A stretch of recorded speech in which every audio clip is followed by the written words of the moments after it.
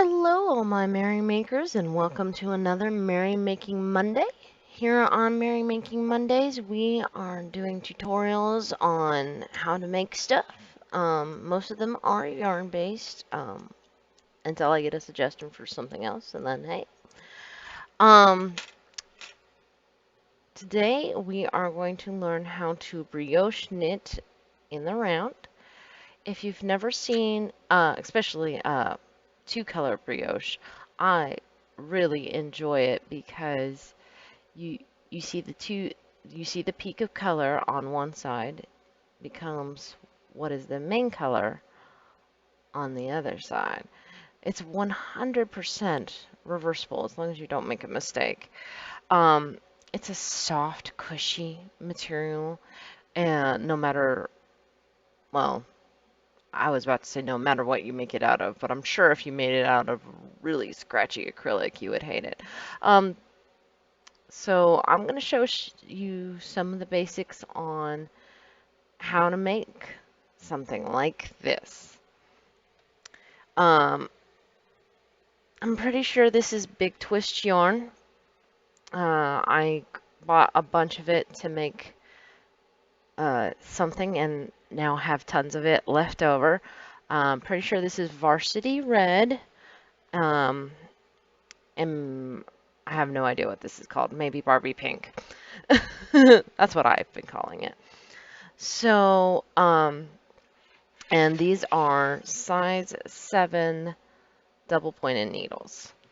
Um, so for that particular cup cozy, that's what I'm calling it.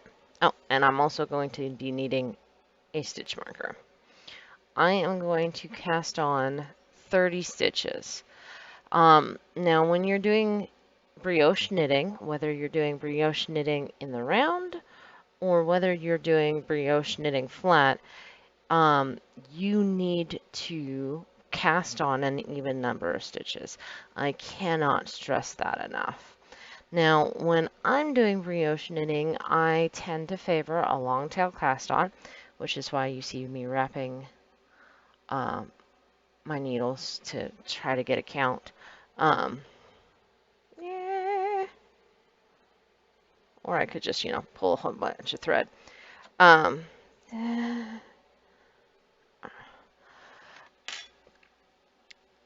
because it's the even stitch count that's gonna help make everything work the way it should. So, I'm gonna cast on about 30 with a long tail cast on. Now you can use a regular knit cast on or a backwards loop cast on, whichever you prefer. 3, 6, 9, 11, 12, 13, 14, 15. It just needs to be, if you do use one of those, they need to be a little bit more of a loose cast on because brioche is designed to be a stretchy, cushy material. It's best you use either a loose cast on or an elastic cast on like the long tail cast on. Um, 3, 6, 7, 8, 9, 10, 11, 12, 13, 14, 15. Alright, so now I've got my 2 needles that I've got 15 each on, and I'm making sure they are facing the same way. Just like you would do if you were just normal knitting in the round. And I chose red as my main color because it's a little bit darker than the pink. If you're using black or black and white, which I had one lady do in my class, you might want to make white your main color just because casting on with black is sometimes a little bit hard.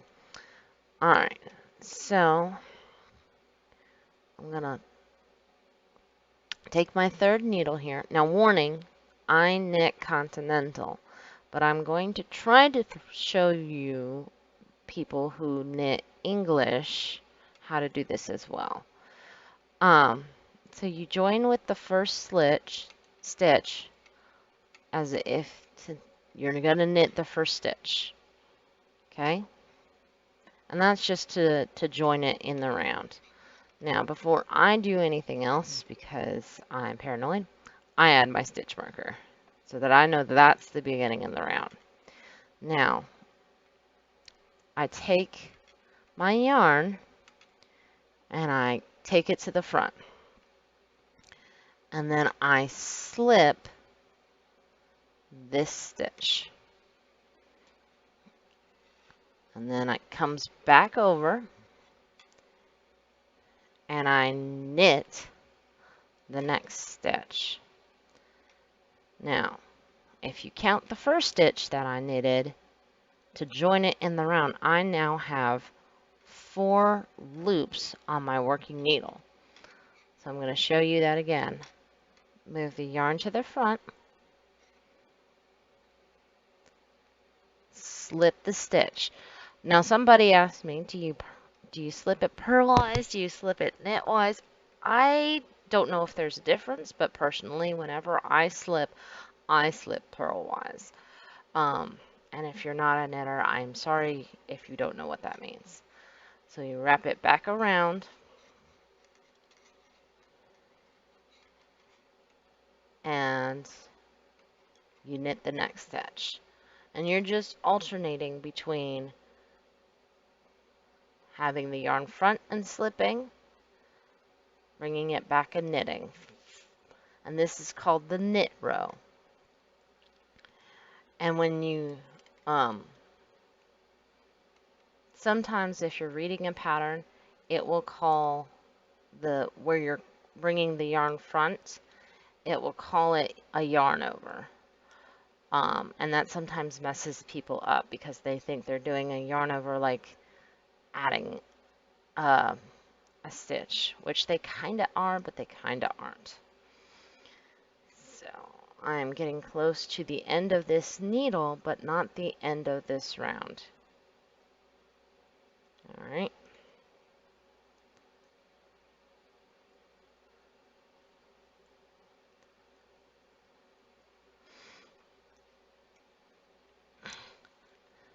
Now, just by not counting, just by looking at that, you can tell now that this needle that I just got done with has a lot more stitches than this second one. So I'm gonna do what I did on the first one. You know, I'm going to. Now, if you're working with circular needles with magic loop, you don't have to worry about this. Knit the first stitch. Wait, that's not right, is it? So depending on how many stitches you have put on, you're going to either slip with the yarn in front or knit. Now, I messed up somewhere, I think, because this should have been a knit because I had an odd number. It is 6 o'clock in the morning, so I apologize for being a little sleepy, but I'm trying to do this while the kids are sleeping. I'm going to go ahead and pause this and try to figure out what I did, and I'll be right back. All right, I fixed my mistake. So, since I cast on 15 on each needle, my last stitch on my first needle was a knit. So my first stitch on my second needle is going to be a slip. And if you get nervous about it, just don't worry about it. Just bring it to the front, let it dangle, and go ahead and just slip that first stitch. And then when you bring it back around, it will go ahead and add that extra stitch that we've been adding this whole time. And you just continue with the pattern that we've been doing and knit the next stitch. And I think especially Continentals have a a benefit here because I can hold the yarn to the front with my one hand while slipping I don't have to take a break. But with English, it's bring it to the front, slip, or throwers, whichever way you categorize yourself. Bring it to the back, and knit. So if you can teach yourself how to continental knit, there are definitely benefits. All right, getting there. I want to do this in real time so that you can watch my hands and see what I'm doing. Don't worry about that extra yarn in between the needles. It will self-rectify. All right. And I'm trying to go a little slow so that you can watch my hands. If this is boring to you, I apologize. But some people are, like myself, are visual. Now, we're at the end of the row. Come on, you.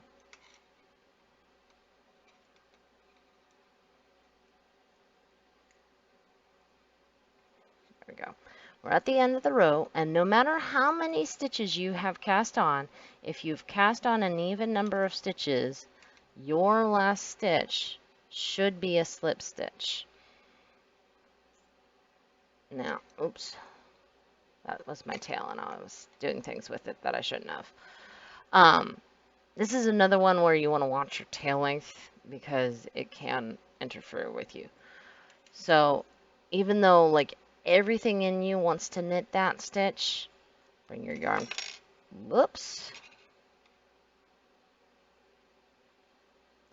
bring your yarn front and slip. All right.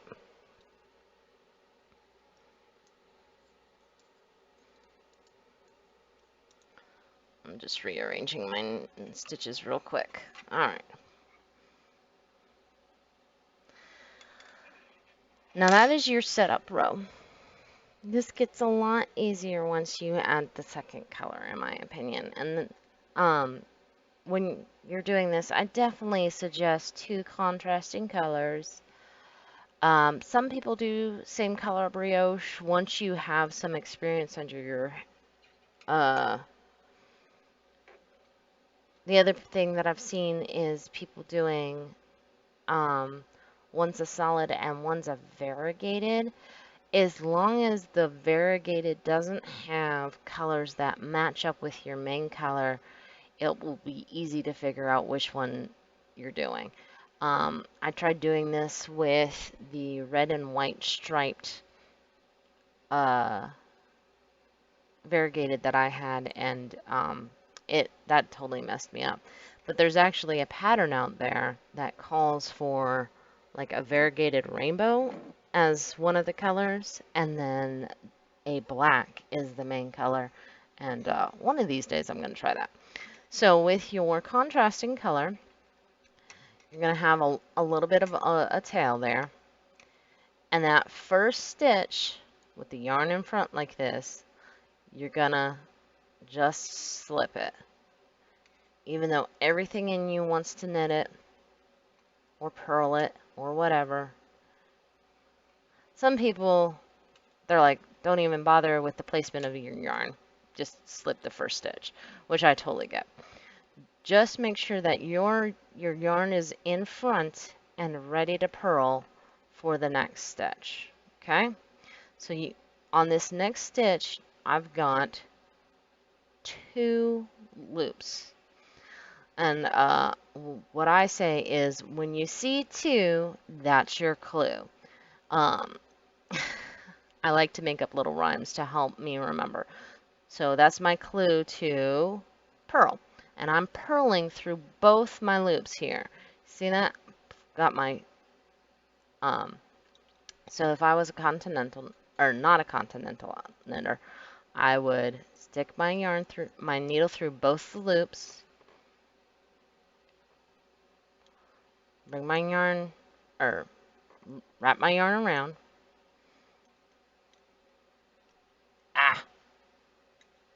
I dropped my stitch. Well, alright. And when I'm done, from 2, there is 1. Oh, I made another rhyme. Alright, but I always bring, when you're in the purl round, you're always going to bring the yarn back to the front. It lives in the front. It loves the front.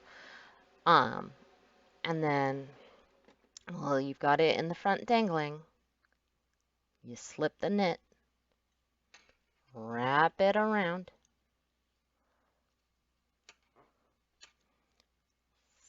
put your needle through both of the stitches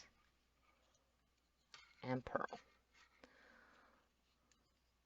So again, this is where being continental really shines because there's a lot less calisthenics involved. I know once you've learned a certain way of knitting, it's really hard to teach yourself a different way of knitting. So that's why I try to show you both. It's the best of my ability. Um,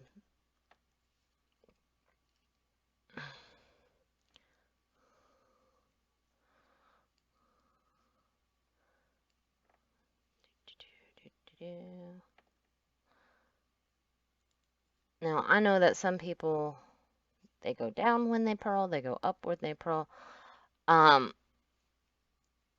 just like knitting through the back loop versus knitting through the front loop, the only difference is how your stitches end up looking when you're done. So as long as you're consistent, it doesn't matter.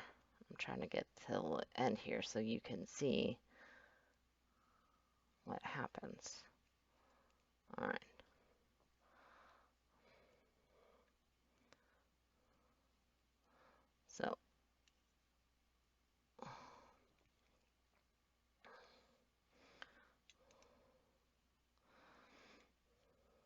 So now you can kind of see a little bit better how these two colors are going to look. Now I'm going to pause the video here, do my other needle, and meet you on the other side. Alright, so here we are at the end of the second needle, and there's something funky going on because I accidentally dropped the stitch at some point. But I still want to show you that no matter how many you've cast on, this should be 2 of your main color. For me, it's red, and you are still purling those 2 together. And it's a little awkward, and it can be a little awkward, especially if you've accidentally dropped the stitch like I have. Alright. Trying desperately to keep myself in frame. Alright. And now you're ready to switch back to the main color. Now, before you just knit this first stitch willy-nilly, you got to come back with your contrasting color and make sure it's 2. Remember, 2 get a clue. And when you knit,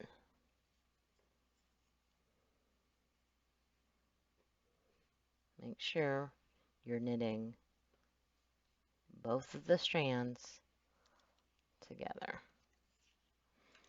And then you just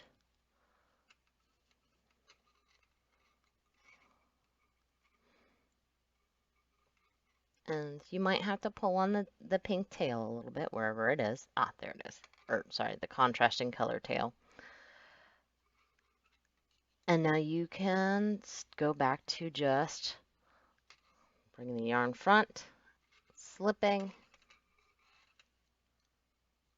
and then knitting those 2 together.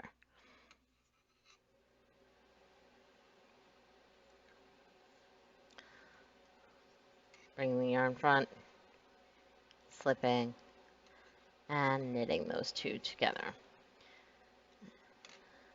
And when you're done,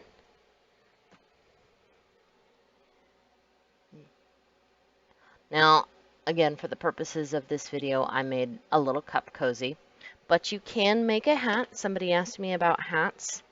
Um, this is a hat, just a plain brioche hat that I'm making. So if you make a hat, just remember that the material you're going to get is very stretchy, and cushy. Um, so this is Mighty Stitch yarn from Knit Picks that I'm making this hat out of. Normally I would have to cast on 90 to 96 depending on the pattern. Um, for this hat I cast on 80 and it's still going to be a little bit loose on me. So um, keep that in mind if you are going to be making a hat. So that's the basics of brioche knitting in the round. I hope that you guys enjoyed it. I am still actually trying, if not, I'm still trying to make this channel informative. So if there's something that you would like to learn, please leave a comment below. Um, Even if it is not yarn related, I want to help people. So until then, my lovelies, ciao.